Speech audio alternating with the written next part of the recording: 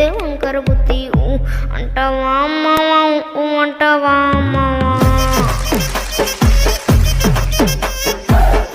అంటావా అమ్మవా అంటావా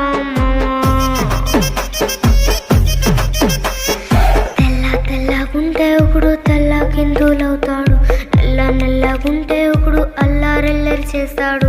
తెలుపు నలుపు కాదు మీకు రంగుతో పని ఏముంది, సందు దొరికిందంటే చాలు నీ మగ బుద్ధే వంకర బుద్ధి అంటావా అమ్మవా అంటావా అమ్మవా.